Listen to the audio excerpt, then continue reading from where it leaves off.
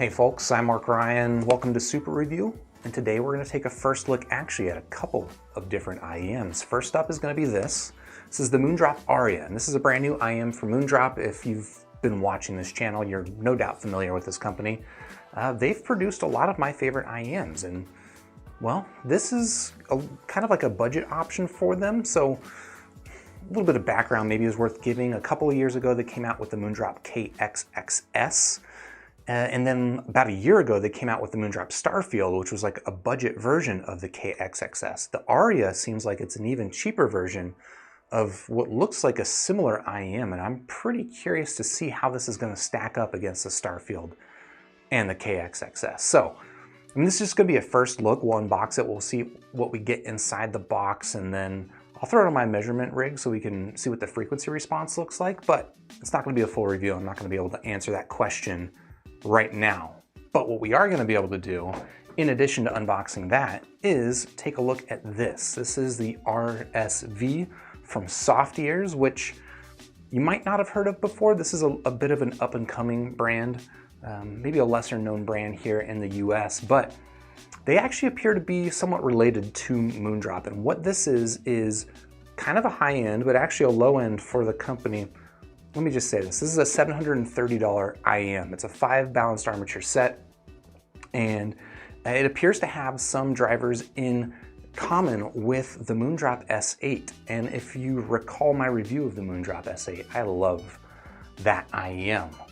So again, we're gonna unbox this and we'll see what's inside the box. But again, I'm not gonna be able to give you a full review of it, but we will do a frequency response measurement just to kind of get an idea of what this thing might graph like. If I missed it, did I say this thing was 80 bucks? Well, you know what? It's 80 bucks. And this is the one we're gonna start with. But like my other videos, this is a live stream. And if you're watching now on the live stream and you have a question about the Aria or about the RSV, please leave it in the chat at the end of the unboxing and the measurements. We'll have a little conversation and talk about these IEMs. But for now, let's dip into the box and see what we get. All right, let's give this a little spin. That's right. Oh, that was just a beautifully soft spin. So the Moondrop Aria, fairly simple box here, but we do have quite a bit of information here on the back, including a frequency response graph, but that's a little bit of a spoiler. Let's start up here. Let's see if there's any interesting details.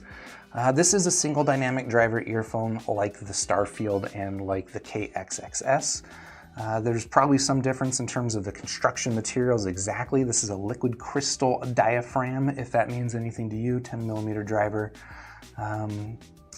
But that doesn't necessarily mean a lot to me. What's gonna matter more is what does it actually sound like? And again, we're not gonna be able to answer that right now, but we can answer the question of what's in the box. So let's find out. Slides out over there. We'll put our anime character over here still into frame. Wait, let's see. All right, there we go. There's our anime character in frame. And here we have a pretty handsome looking box underneath of it. We got the Moondrop logo on the side, and we've got Aria here with the pattern that I think we're gonna see repeated on the IEMs themselves. Let's see, how does this thing open up? Oh, we got magnets. I don't know why I'm such a sucker for magnets. And there we see the IEMs, as alluded to, there is that pattern, but we'll zoom in on those a little bit more in detail later. We've got a quality control card, throw that to the side. We've got Moondrop carry case, which I've seen with some other Moondrop IEMs. We'll see what's inside that in a second. If I can tell something's hiding down there, but can I get to it? I don't know. This unboxing did not come with instructions, so I'm just winging it. All right, pull out the foam. Broke the box, that was bad form, but I hope you'll forgive me. These things I might have even more trouble getting out, but there we go. Anything underneath this? I don't think so. I'm gonna pretend there's nothing under there, and hopefully we're correct. All right, let's see, first of all, what's inside this box. And I'm gonna guess the cable, but let's see. I was wrong, it is not the cable. We've got some paperwork, which I know is everybody's favorite part of unboxings, is the paperwork. So I won't spend a ton of time on it, but there you go. There's some instructions on how to use an IEM. There is an extra large QR code for the enthusiasts out there. Go ahead and scan that, and I don't know where that's going to take you. Hopefully won't give you viruses, but there you go. And then they also include a little set of tweezers with some filters on them. And this is a thing that Moondrop has been including with some of their recent IEMs. Basically, let's punch in on these.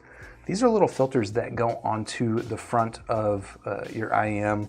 They can, with time, you know, depending on how you wear them and what you're doing, they can get clogged, and so it's nice that Moondrop supplies spares, although it's interesting that there appear to be two different styles of filters in here. Let's see if I can kind of appropriately show this. I guess I'm just gonna have to open up the plastic baggie. And then ostensibly these tweezers are there to help you apply them, because these things are pretty small. So there you go, pretty small, right? Here's one set of filters. This looks pretty interesting. Looks like it's probably some sort of adhesive, and then here's a separate set of filters that is just an all metal mesh. That's interesting. All right, let's take a look now at what's inside this little hard carry case, which is actually a pretty nice little carry case. It's a little bit on the small side, but if your IEMs fit in this, in my opinion, the smaller the better. Good zipper action. We've got our tips there. We've got our cable, and the tips do appear to be basically the same as what you get with almost every other Moondrop IEM. I think really the only difference I've seen with Moondrop's tips is the diameter, like the bore width, because some of their IEMs have wider bores than others. That is a lot of tips. I'll throw some of them up here, but I'm probably not going to lay out all of these because nobody wants to sit here and watch that, do you? All right, there's a lot of tips. So we'll throw these aside. Basically, what is there? 1, 2, 3, 4, 5, 6 different pairs of silicone tips, and they're all the same bore size. They're just going to be different sizes for different people's ears. But here, we've got the cable. We'll see what we got inside this. And it's interesting. So this is, I'd seen this in pictures. I was curious to see it in person. But this cable is, it's actually like a cloth wrapped cable, which if you've been buying a lot of Moondrop IEMs, you might not have seen this cable before because this is not one of their common cables. However, it does appear to be roughly the same, if not identical to the cable that came with the Moondrop KXXX. And now I'm being very deliberate with the letters that I'm saying there because it's very easy to confuse that with the KXXS, which is technically a different IEM with a slightly different tuning. But the KXXX, that's 3 X's, triple X, that also came with this cable. And we'll punch in on this so you can just kind of see this is actually got like a cloth wrap to it, which is kind of cool. Not your typical Moondrop cable. And one of the things I like about this cable a little bit better than some of the typical Moondrop cables is that the Y-split is smaller and it's got a chin cinch, which is neatly integrated into it. I don't think any other Moondrop cables have the chin cinch, so that's kind of cool. All right, now that we've got all that out of the way, let's go ahead and pull in the IEMs themselves and take a look at them. So interestingly, and this is a thing that I kind of could tell from the pictures, but I wasn't totally certain, the faceplate on this is actually flat. The KXXS and the Starfield both have basically the identical same shape to them, but the outside has kind of got like an angular look to it. Here on the Aria, it is perfectly flat or maybe slightly arched, but it doesn't have that angularness to it. But it does have a pretty interesting looking paint job. Will be interesting to see how well that paint job holds up over time. I know some people had issues with the paint on their Starfields. I personally never had an issue with the paint on my Starfields. In fact, let's go ahead and pull in my Starfields here for comparison. And we can see that I've got a perfectly, well, I guess I should double check that before I say that, but yeah, I'm pretty sure I've got no chips on my Starfield. But we'll also punch in and I'll show you that angledness that I was talking about here in the Starfield. You can kind of see that the faceplate has kind of got like a diamond-like pattern to it, which is the same on the KXXS, but is not the case here on the Aria. The Aria is a little bit more of an understated look, but I think still pretty handsome. Let's throw this on the cable and then we'll give it a fit test. And I'm gonna go ahead and go with medium-sized tips because I think that's what will fit me well, or at least that's a good starting point. Lately, I've actually found myself gravitating more towards smaller tips, and I don't know if that's just because of the IEMs I've been using lately. If I'm changing my preferences in terms of how deep IEMs fit, I don't know what's up, but for these, we'll start with the mediums and I'll give it a quick fit test. My expectation is it's gonna fit a lot like a Starfield.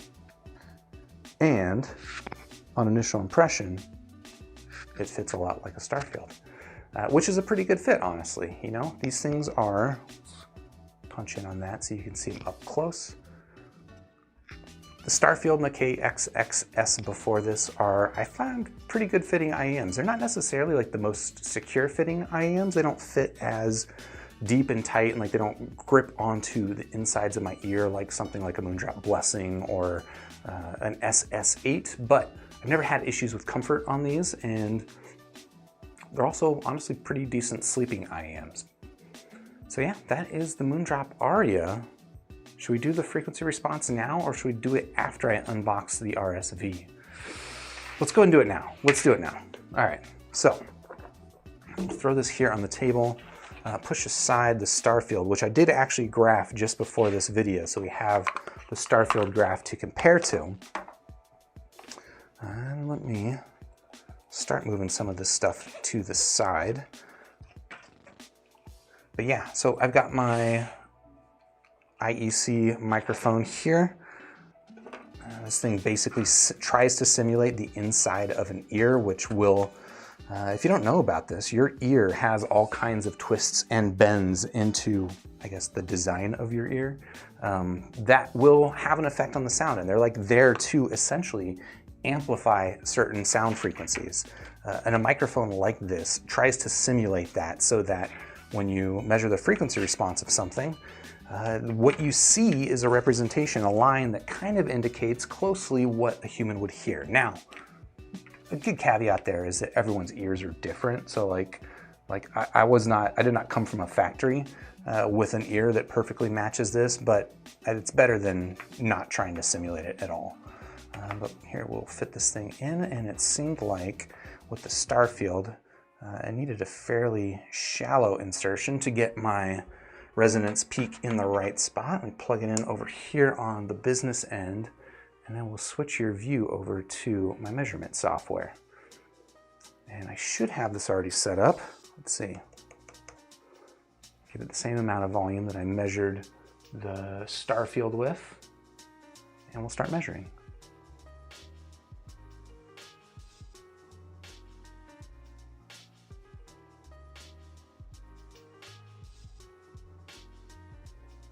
All right, we'll check our resonance peak, which does appear to be on point. There's our 8K peak, and I can maybe stand to be a little bit deeper. Let's go ahead and do it just for the sake of it.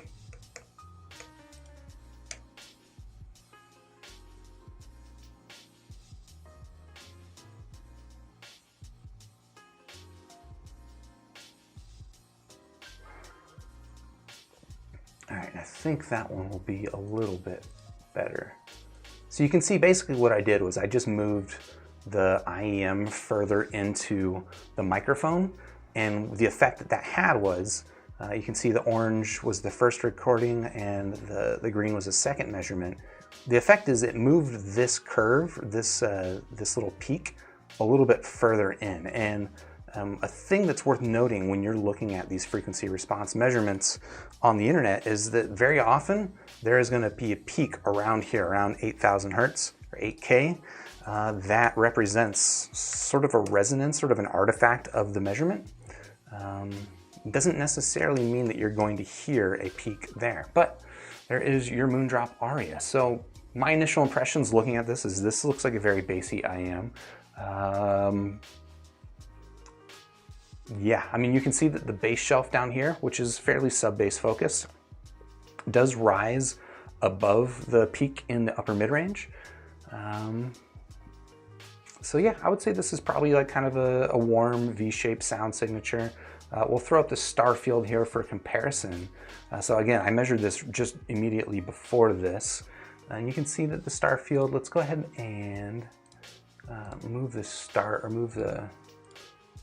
let's move that Starfield measurement up a little bit, so that what I like to do is align it so that they align at around 500 Hertz. Seems to give you the best idea of how an IEM compares. And you can see with this comparison that Starfield appears to measure a little bit less bass and significantly more in this upper mid-range and sort of lower treble region. So the Aria, I'm going to expect, is a little bit on the warmer, thicker side versus this Starfield. That's interesting. All right, well, that's one IEM. Let's now take a look at the Softears RSV, which I think I already talked all about it, but this one's got some interesting hype behind it. I mean, it's 730 bucks, so you might expect that people have pretty high expectations for it, but let's go ahead and check it out. All right, let's pull this stuff aside. Let's make room for an attempted spin. That was not the best look, I apologize. Softears, but here you go. The box for the RSV. Reference sound 5 is what RSV stands for, V being the Roman numeral. Not that the word 5 starts with a V. You got a Softears logo down here, but otherwise really not a lot on this box. So let's go ahead and crack it open.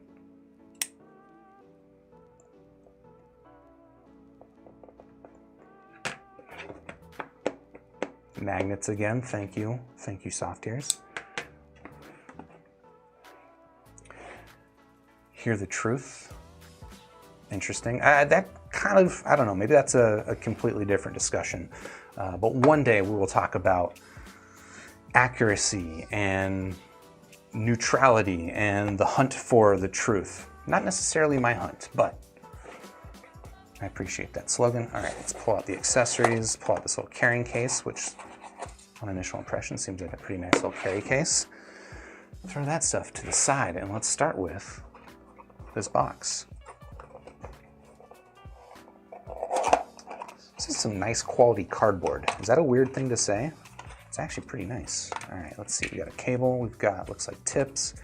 We've got a salt flavor packet. We've got, looks like more tips, maybe foam tips. Let's just dump that out and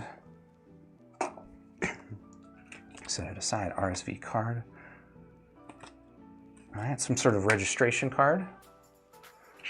Here we've got what looks like, this is fancy. So actually, I just recently unboxed the Prisma Audio Azul, and it also came with sort of like this metallic serial number card. This one actually, it does have the serial number on it. And you can see the serial number on this one is Review 03. This is a review loaner unit. So there you go, Review 03. If you're out there also reviewing IEMs and you get this yourself and you get Review Unit 03, you'll know that we heard the same IEM.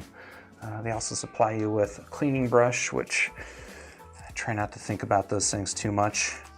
This appears to be one set of foams, or one set of tips. These ones look like they're silicone. Yep. All right, let's see. Not have a tip disaster like we had with the last IEM I unboxed.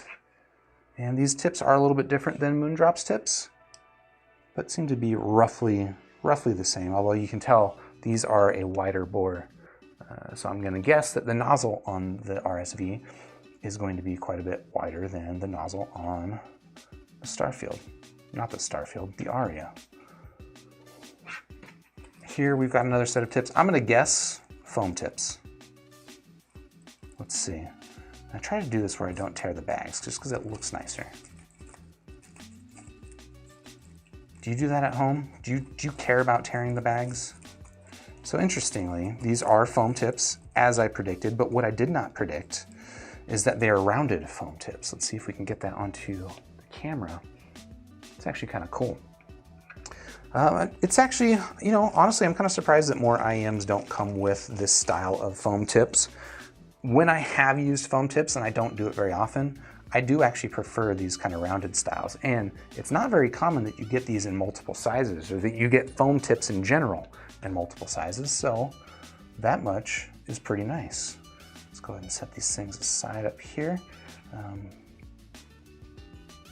that all said, I will still end up using silicone tips. All right, take a look at this cable, which seems like a nice cable. It's got a couple of Velcro wraps around it. It's extra premium. Try to do this in a way that is not super knotty, which is hard to do when I did not wrap the cable. All right, there we go.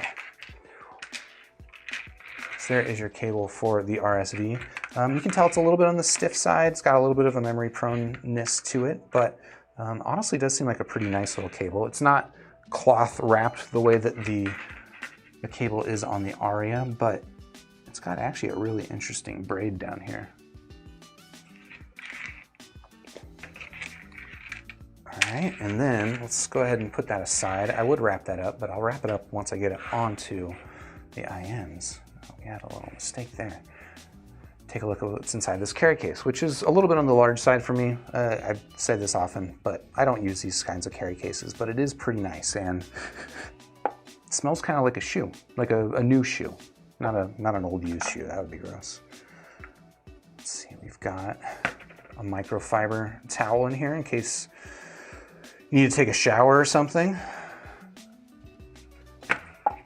And then we've got the IEMs, which are individually wrapped in these cute little packages. Push the flavor packet away from me. I don't want to be tempted. Not live on camera. But yeah, there you go. There are the RSVs, the Softears RSV buds. Let's go ahead and punch in on these things. So these are pretty handsome looking, just right up front, and I hope it's coming across on camera okay. In fact, let's go ahead and zoom in a little bit. Hopefully I don't make you all sick. Don't vomit. Let's get a refocus. All right. Nope, that was not a refocus. You are unfocused. All right. Nope. Let's go camera. Let's go Panasonic. All right, now that you are all thoroughly disoriented, I hope you can enjoy the Softears RSV. This is a very handsome looking IEM. Shells are a little bit on the dense side, but not super heavy. This seems pretty well built, and you can see here you've got open nozzles or open ports here. It looks like there's 3 different openings. And then the faceplates, there was a little bit written on, I think it was Shenzhen Audio's page, and actually I should shout out Shenzhen Audio for sending me both of these IEMs for review. But I was looking at the Shenzhen Audio listing for the RSV, and there was some information about the way that this thing is built. I guess the faceplates are handmade with some sort of carbon inlay and gold foil. It's got a bit of a 3D effect that I hope is coming across here on the camera. And according to the description, they're basically, you know, because they're hand built, they're going to be unique. So if you got a pair of these, your set would look slightly different, and I think that's actually pretty cool. But you do have the Softears logo here, tastefully placed, and the RSV logo, I think, also pretty tastefully placed. Let's go ahead and throw some tips on these things, put it all together. I'm gonna, you know what? I'm gonna start with the smalls on this. I got a feeling about these that I'm gonna need these small tips. And notable that these are not, I don't know, maybe these are a little bit larger than Moondrop's super small tips. Moondrop tends to come with, I think we just saw, like, there were 6 different sets, right? 6 different sets of tips, whereas here you've only got the 3 sizes. So hopefully this is fine for me. Otherwise, I'll have to dip into, I guess I've got plenty of other tips, honestly. There you go. Let's go ahead and give it a wine test real quick before I throw it into my ears, just so we can see how well this thing packs up on a table.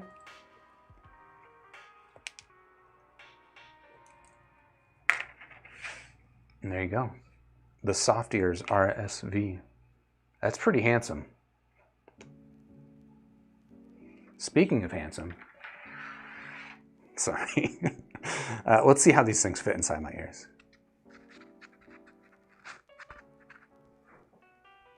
Okay, so they're definitely a little bit on the large side. Not as large as something like the The Audio Monarch, but taking up quite a bit of space in my ears. I would say sound isolation on these things seems to be a step above the sound isolation that I was getting on the Aria, if that's important to you. But otherwise, comfort seems honestly pretty solid. They're not too large. I don't feel any pressure points immediately.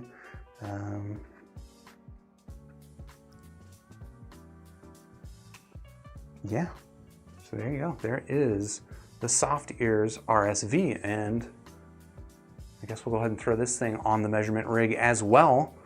Might as well, since we got it here. Hey, what's up? All right, let's see. I'm gonna go ahead and start with the small ear tips, assuming I'll get the right depth fit on this thing, but we might have to switch it up. Hopefully it's not too awkward. Let's throw this thing over there. I have a feeling this thing will fit a little bit deeper, and it does. All right, jump back over to our software. Let's go ahead and hide the Aria measurement for now. And let's check out the RSV.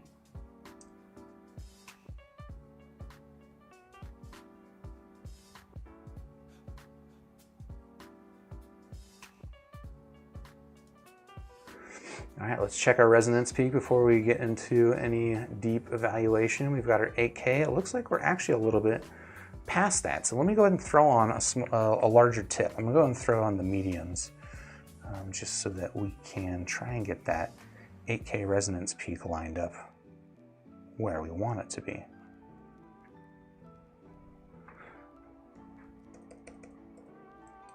Measure it again.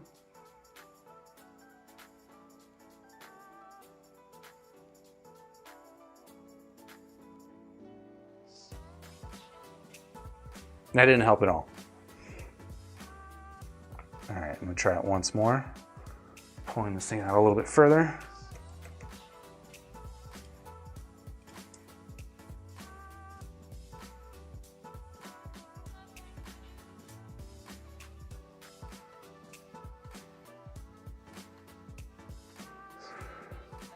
All right, and that seems to be a little bit closer to 8K.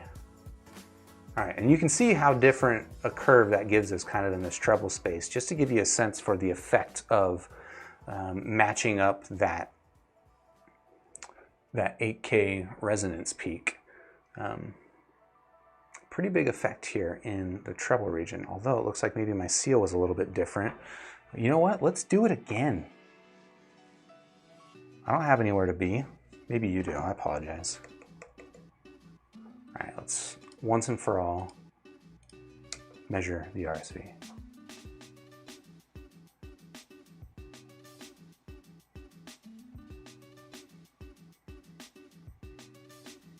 All right, there we go. There is your frequency response for these Softears. Let's go ahead and label it RSV. Unsurprisingly, look, this tuning looks kind of on the neutral side, a little bit on the neutral bassy side, versus, let's go ahead and pull up the Aria as kind of a contrast. Ignore the fact that they are sort of amplitudinally separated here. That just shows that the RSV is probably a little bit more sensitive than the Aria is. But you can see that the Aria, I mean, they both have this effect where from the upper mid-range, there's a downward slope into the mid-range and the lower mid-range. But here on the Aria, the rise in the bass just starts so much earlier. It starts basically at around 800 hertz. Whereas here on the RSV, which is the purple line, the bass doesn't really start to grow until after about 200 hertz. So that bass emphasis is going to be a lot more focused into the sub-bass region. And then, well, let's go ahead and align these things now. Like I mentioned, I like to align them at around 500 hertz.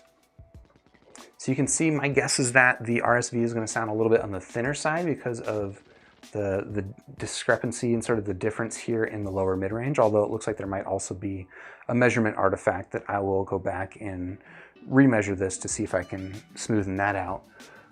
But it does look like it's a little bit thinner in the lower mid-range, which is kind of what you would expect when the Aria's bass rise starts so early. And then also the ear gain is a little bit different shaped, a little bit of a higher rise, but a little bit of a maybe a more gradual rise versus the steeper earlier rise of the Aria.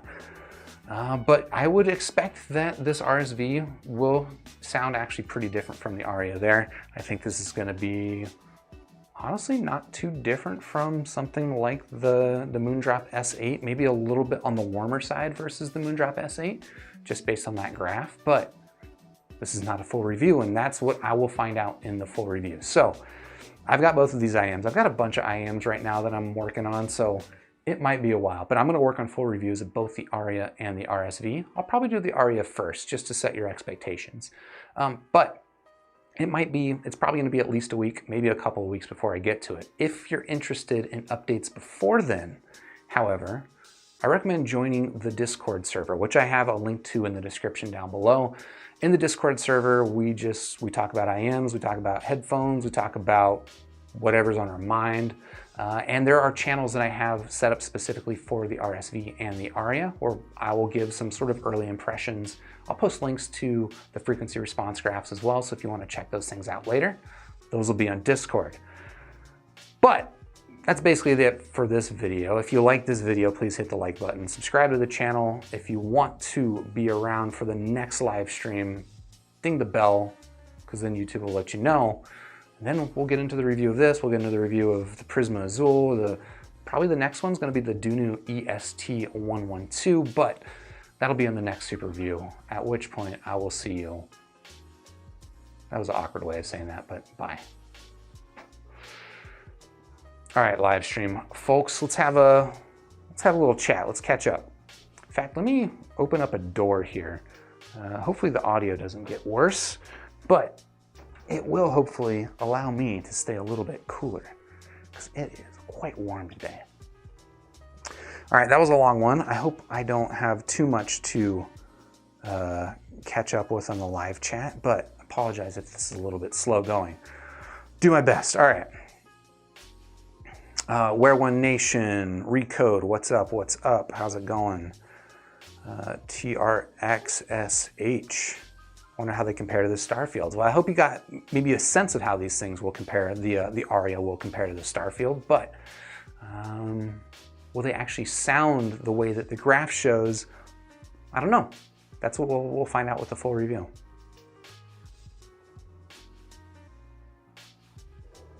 And Subby Bay saying, I wonder how the RSV compares to the S8. Yeah, I think there's gonna be a lot of comparisons to them because a couple of reasons. One, I already mentioned they actually share some driver technology. In fact, if you look at Shenzhen Audio's listing for the Moondrop S8, they describe the mid-range drivers as Softears drivers. I believe they are the same drivers that come from the RSV.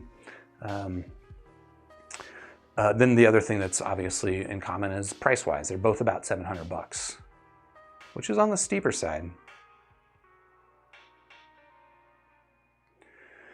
Chen Quan, how's it going? Nice to see you there.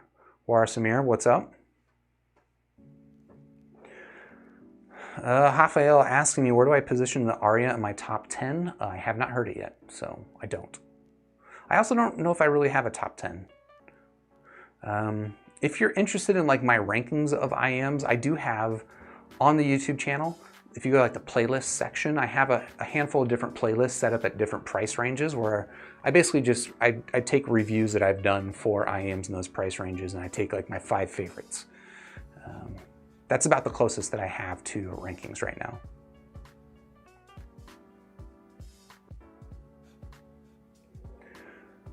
Emperor Darth saying, nice of them to spell it with an I. Yeah, the Aria, the Moondrop Aria. I've seen Aria with a Y as well. Which one's correct? I'm not Latin.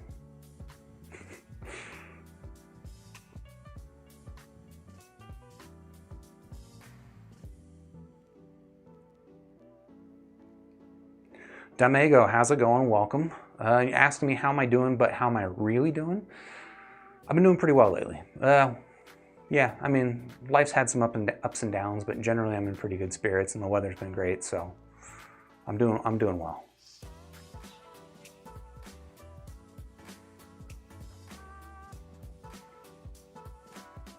Alex Slim saying, I kind of like this iteration of the Moondrop Dynamic Driver IEM. Let me go ahead and just pull this thing back into view. so that we have something to look at on the table. Throw that aside. Let's take a look at these IEMs again. Let's put some foam tips away so we don't lose you. That would be really embarrassing. And let's take a look at these guys. And I think seeing them side by side, the size difference is going to stand out. Also, I don't think I did the wind test here with the cable on the Aria. I will say that out of the box, the cable here in the Aria is pretty kinked up. But if this is the same cable that came on the KXXX, sorry, and I think it is, I didn't have any issues with it once it kind of wore itself in. Or I guess the opposite, the kinks kind of wore themselves out. So there you go. And then we'll throw this thing into a nice little tight wad. So that sounded gross.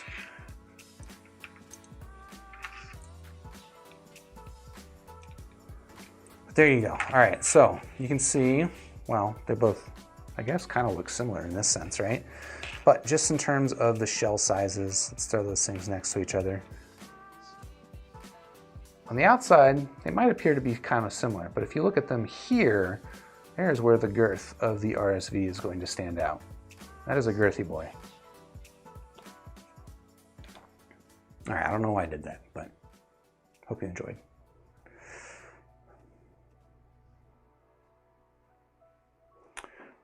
If this cable is the nylon cable that I see, it's going to be great for portability.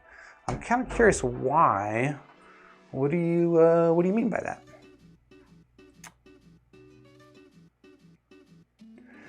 Lycanom asking me, am I ever planning on updating the Squig database with right channels? So what he is referring to, he or she is referring to, is I recently launched squig.link, which is a website where I put up these little frequency response graphs. And currently I've got only just the left channels measured. The tool that I'm using does actually support left and right tools or right measurements, but I don't think I'll ever do right measurements just because I think two reasons. One, and this is probably the primary reason, I'm lazy. I really like, yeah, it generally is not going to tell me a whole lot, the difference between seeing just one channel versus seeing both channels. Now, what you might be able to suss out by looking at both the left and the right channels is like how well are the drivers matched. But I don't really want to have that be a thing that I'm trying to convey with that tool for two sub-reasons. Reason number one, I'm lazy. And it's honestly like you saw when I was measuring the RSV, like just moving the thing around a little bit can sometimes produce a slightly different graph. And I don't want to inadvertently give the impression that there's like some sort of channel imbalances in IEMs when it's really just an artifact of me not being super careful with the measurements. So that's part of it. The other thing is that like even if I do have two IEMs or I do have a pair of IEMs that have a channel imbalance, does that mean that every pair out there has a channel imbalance? No, it doesn't. So I don't know that it necessarily helps with that. If there were a bunch of different people, if there was like 20 people out there measuring IEMs and you saw that they all had, you know, the Moondrop Aria had a channel imbalance in every measurement, that would tell you something. But seeing a channel imbalance in just one measurement, it kind of just most likely tells you that I was lazy about measuring it. So I'm probably not going to do the right channels, in short.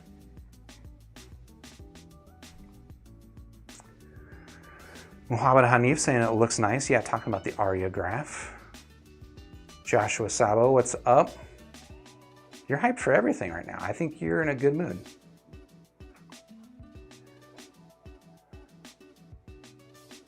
Metal571, welcome to the live stream. My Life Matter, tangle-free cable. I mean, I have generally pretty good experience with most cables in terms of being tangle-free, but maybe that's one of the reasons that people like sort of a cloth-wrapped cable like this. Maybe a little bit less likely to get hung up on itself versus a silicone cable. That said, I think between these two, this cable's a little bit on the nicer looking side. A little bit on, yeah.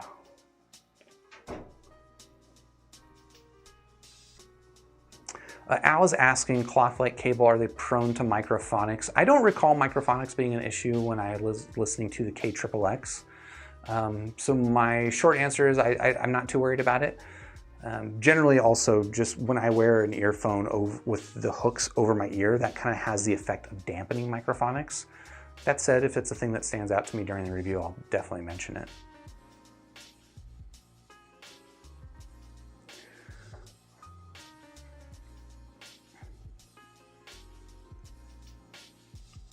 Oh, Fazio, you like the flat black? Yeah, I think it's a pretty nice look.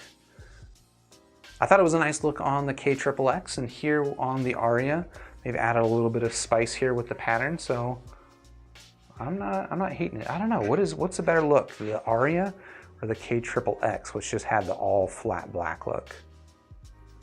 I could go for both, I suppose.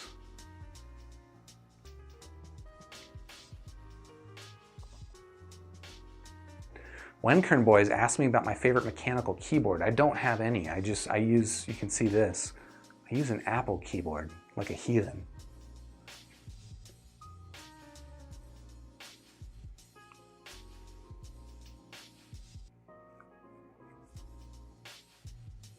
El Jefe Reviews, what's up? You're saying warmer and thicker, sign me up. All right, so that sounds like the Aria tune is what you're looking for. If you're looking for a warm, thick, bassy IEM based on the frequency response, that's kind of what I expect.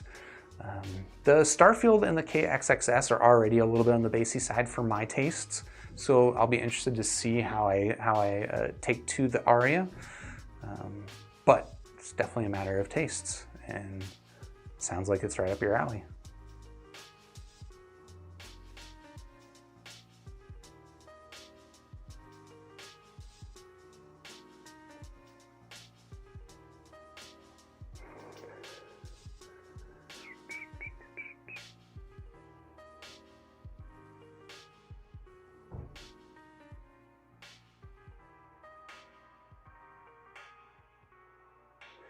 Sorry, still catching up with live chat. What's up, Huron?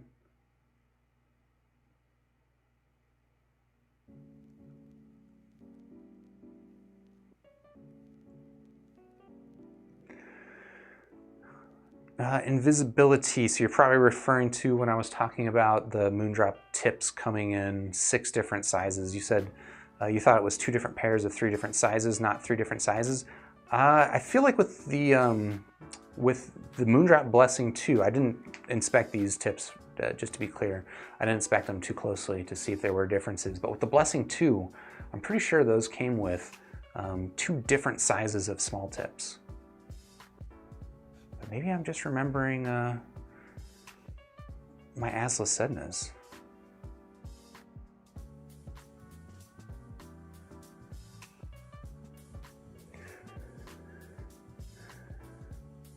Oh, Lycanom, I didn't do the wind test in the Aria. I hope you were satisfied by this wind test. And you can see they're both packed up quite nicely. They're not shooting, the cables aren't firing out, but part of that's just because I know how to wind a cable. That's how you wind a cable. And if you don't know how to wind a cable, actually check out the YouTube channel. I have a video on how to roadie wrap your IEMs and make them behave well. It's important. Also seems to make the cables last longer. You're not, wow. We'll save that discussion for another time.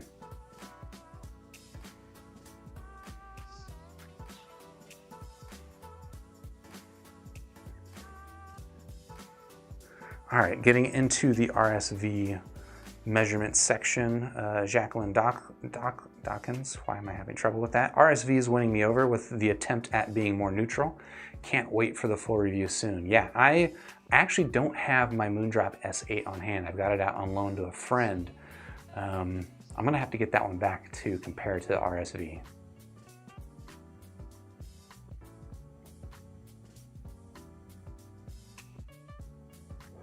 My Life Matters saying it's already hot in the 90s here in SoCal. IEMs is the only way to go. No sweaty headphones even at home. Yeah. Wow, 90s. It is, I mean, it's like 75 here up in the San Francisco area, which is pretty hot, honestly, for this area, especially in, I guess it's April. But David K., you had snow today. See, wow, what a wild world.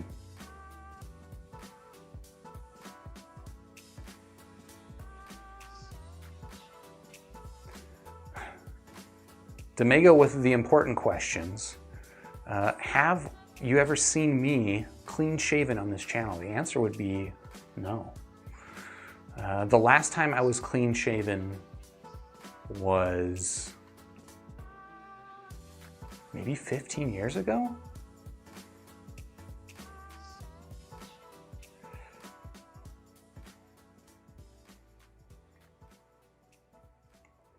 USAC asking, do I think the Blessing 2 Dusk needs a USB DAC dongle? Will it improve a lot? I assume you're asking using a USB DAC dongle versus just using the headphone jack on your phone, and the answer is going to be it really depends. In my opinion, it's worth just spending $9 for an Apple dongle, because the difference might be minor and it might be completely insignificant, again, depending on your phone. Some phones come with pretty decent headphone jacks, but not all phones come with decent headphone jacks, and you might just kind of have that nagging feeling in the back of your mind, wondering that it could sound better. And I feel like a $9 Apple dongle is a really cheap way to completely eliminate any of that second guessing. The Apple dongle is going to sound fantastic. $9, you don't have to worry about it. I would do that. I would always recommend a $9 Apple dongle, even if I had a headphone jack. In fact, I've got my Sony Xperia 10. I don't use the headphone jack on it. If I want to listen to music through that, I'll throw in an Apple dongle.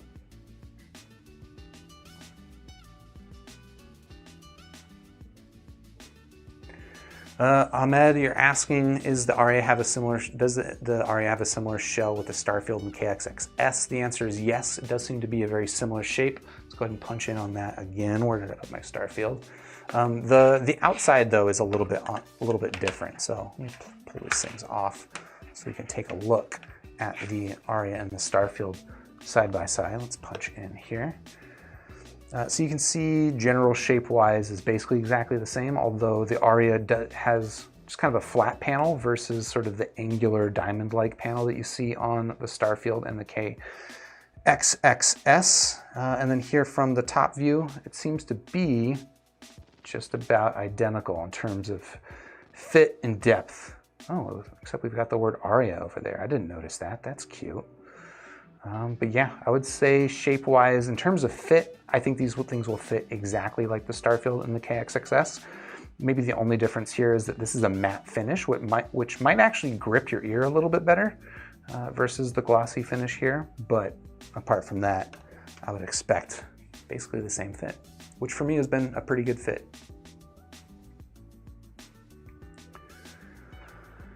UNAPT asking, I have $250 to spend. I assume that's US. What IEM should you get?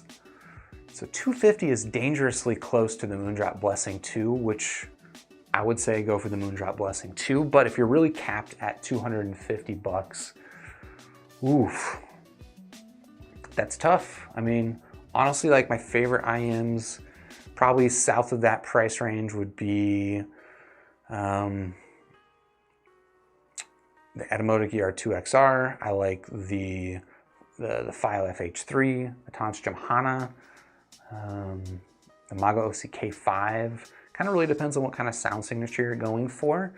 If I were personally buying one of my own, it might be the Etymotic.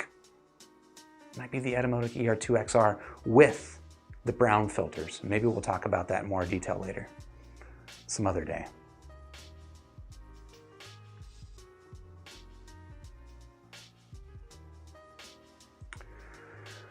Ryan, glad you caught one live. Welcome to the stream. Asking how is the weight on the Arias compared to the FH3 or the Starfield. So weight-wise, I want to say, feels basically the same. I mean, this is not a precise, my hand is not a precise measurement device, but it feels basically the same. Actually, maybe a little bit lighter here than the Starfields. That could also just be some high-res placebo. I would say basically the same weight. And then I don't have the FH3s on hand to measure with this highly accurate measuring tool. But I want to say the FH3 is maybe a little bit lighter, but that's really based on memory. I don't know, they're about the same.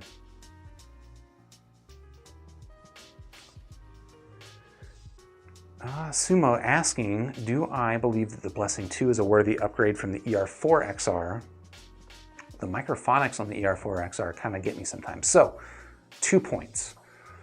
In my review of the Blessing 2, I actually talked a lot about it being what I wanted the ER4XR to be. The Blessing 2 is like my neutral reference, and as much as I wanted to love the ER4XR, it's just a little bit two-dimensional sounding, and the bass is kind of flat. And I feel like the Blessing 2 solves both of those problems. Now, I do think the ER4 still has better treble than the Blessing, but apart from that, yeah, I think the Blessing 2 is definitely a good upgrade. Now, to your second question about the microphonics, you didn't actually pose it as a question, but you posed it as a problem. And I'm gonna give you another solution. Try wearing, I don't have a pair here with me, but you can wear the ER4 cable over your ear rather than just hanging down. That'll probably mean that that doesn't make any sense. That probably is gonna mean that you're gonna listen to the IEM with it twisted upward instead of hanging down, which is fine. It's just not gonna look as pretty, I suppose. But if you wear that thing over ear, in my experience, that almost entirely cuts out microphonics. So it could be a cheaper way to solve that problem. Johnny Merlo, what's up? How's it going? Welcome to the stream. Tata asking me the Aria with 122 sensitivity, is there any hiss? So a couple of points. I haven't plugged it into anything that would have hiss, so I won't know at this point, but my expectation is no. Just based on my experience with the Starfield, and we saw that when I measured it, sensitivity, it was a little bit more sensitive than the Starfield, but basically in the same range, which in my experience is like decently sensitive, but not super sensitive. I don't think hiss will be a big issue with that. Now, that's gonna really depend on what you're plugging it into. Certain sources have just a lot of hiss, and it's possible that it'll come through, but I don't think it's a very sensitive IEM. To the point that you mentioned about the 122 sensitivity, you're talking about the decibels per whatever metric. There's actually kind of two common versions of that metric. And this is the one that shows the higher number, but is actually less sensitive. I don't understand the metric that well. I should probably figure that out and be able to explain it better, but Moondrop always uses the number, or uses the metric that shows a higher number, versus some other IEMs will show like 105 decibels per milliwatt, and that might be more equivalent to 120 decibels per whatever Moondrop is using. Volts, something like that. Lex TR3 is asking me something about drivers. What is my best driver config in general? What driver types do I prefer? I think my general preference is for hybrids, honestly. And generally, I think I prefer balanced armatures for mid-range and treble, and I prefer dynamic drivers for bass.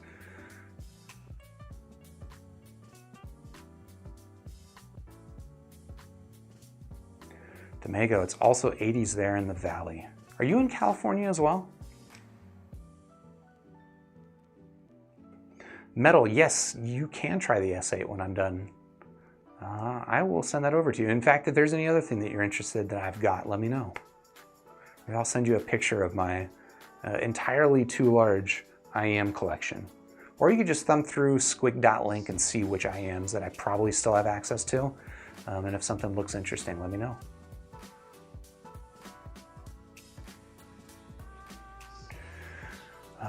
Metal, you're asking, is punch in a technical videography term? So I say that a lot, I think, when I do that. Let's punch in right here. I don't know where I picked that up, honestly.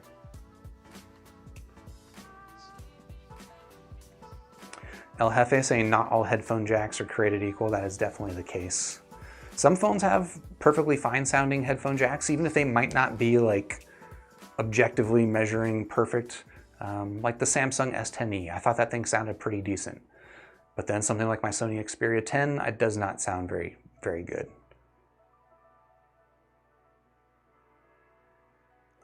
Big Boss asking, would I consider the Blessing 2 a super SSR? If it isn't, then does there exist such an upgrade? I would say, if you like the Moondrop SSR, there's a very strong chance that you will love the Moondrop Blessing 2. I'll just say that.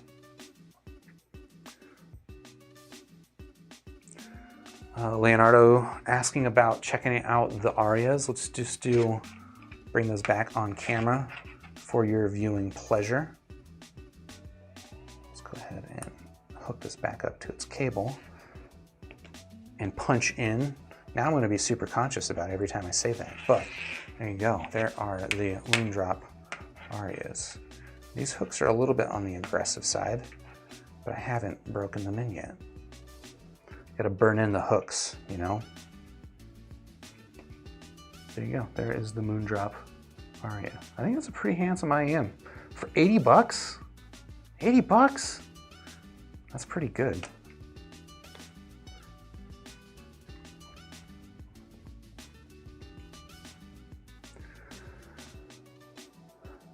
Leonardo, you're saying the Blessing 2 is currently $287 on Shenzhen currently? That's pretty good. Yeah, it seems like a lot of IEMs are actually discounted a little bit right now on Shenzhen Audio. In fact, the Softears, the RSV, I believe, is even discounted about 20 bucks. So it's 730 bucks retail, but it looks like it's about 710 bucks right now. Ahmad, you're asking me, is my Starfield chipping? The answer is no. I have no chipping on my Starfields. But I honestly have a lot of IEMs, right? So I'm not using these. I've had these for about a year, but I'm definitely not using them the same that a person that has only one pair of IEMs is going to use them for a year. So I know a lot of people have had issues with paint chipping on those. I don't know if Moondrop's at any point updated their production techniques and improved upon that, but I guess that is a risk. Just be careful with your stuff. Honestly, like I take generally pretty good care of my stuff, and it tends to last me pretty well.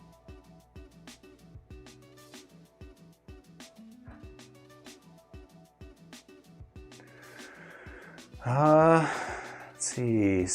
Chian asking me, have I reviewed the Unique Melody 3D Terminator? I have not. That sounds cool though.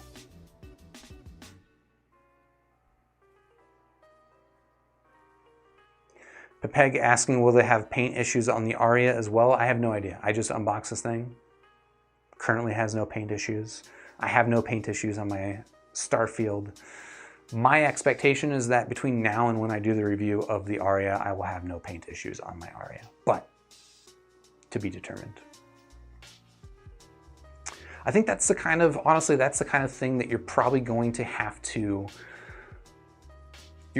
have to get that kind of answer more from user reviews, right? From people who buy something like the Aria or the Starfields and live with it as their main IEM.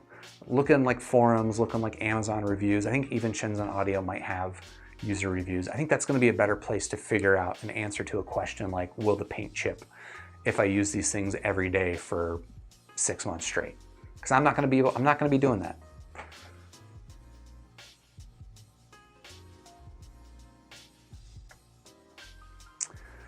Lex is asking, what is the lowest cost IEM that's better than the Blessing 2, but with even better treble than Etymotic, in my opinion? That would be the Moondrop S8, which is why I ended up buying one for myself. There's some things about the Blessing 2 I actually like better than the S8, but the treble is one of the things that the S8 does really, really well.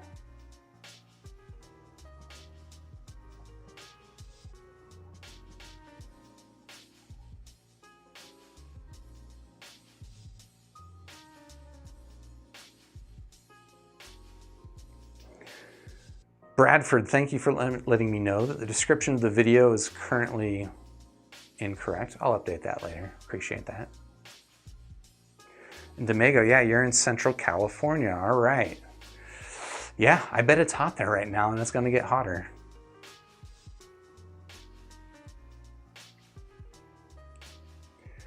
And Lex, you're asking me, I prefer BAs to E-stats for treble. I guess in terms of balanced armatures versus EST drivers for treble, I would say the jury, and by the jury I mean me, it's still kind of out on that. Like I haven't listened to a lot of E-stat IEMs yet, so I haven't heard enough of them that I know like what an E-stat sound is to me. To me, they just seem fairly comparable to balanced armatures, but maybe a little bit different, but I'm judging based on like 2 IEMs. I've heard the Thea Audio Monarch, and then I'm also currently reviewing the Dunu EST112.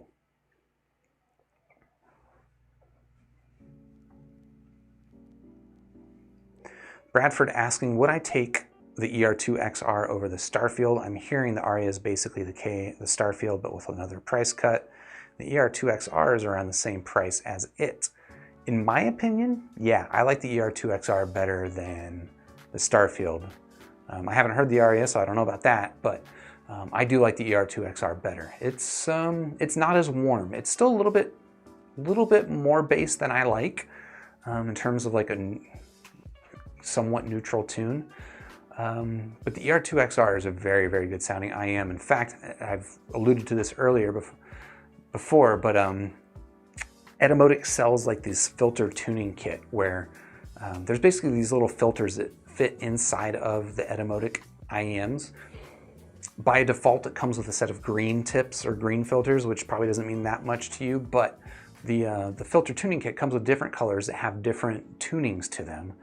And I recently swapped my green filters for brown filters, and I love the ER2XR even more.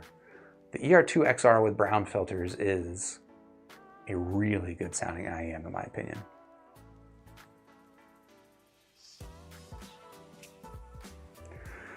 Iontron saying earhook burn-in is the most underappreciated and most important topic in audiophilia. Yep, hey, maybe that should have been a good April Fool's joke. Hipeg, I am not doing a drop test with the IEMs though. Good try.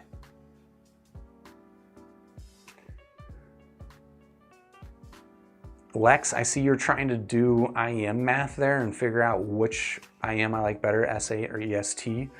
I mean, I'll clarify, the question was about which is a better ER4 upgrade. The question wasn't about which one's better. I'll still leave some mystery there.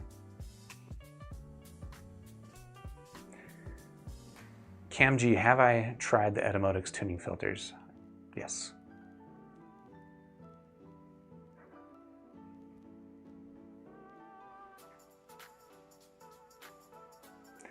Big Boss asking, do I still use the Rose Mini 2? Unfortunately, no, I lost them, so I haven't had them for a couple of years. I've kind of been interested in getting another pair of them, but I haven't heard them in a while. But folks, that is going to be the end of this live stream. It's getting late and it's getting about dinner time. So appreciate y'all tuning in, watching. I really appreciate the conversation and the questions. If you want to stick around for the review for the Aria and the RSV, by all means, please subscribe to the channel, ding the YouTube bell, etc. But if you want spoilers for the reviews, join the Discord server and we will be discussing kind of some early impressions. But until then, until the next review and until everything else, have a good week and take care.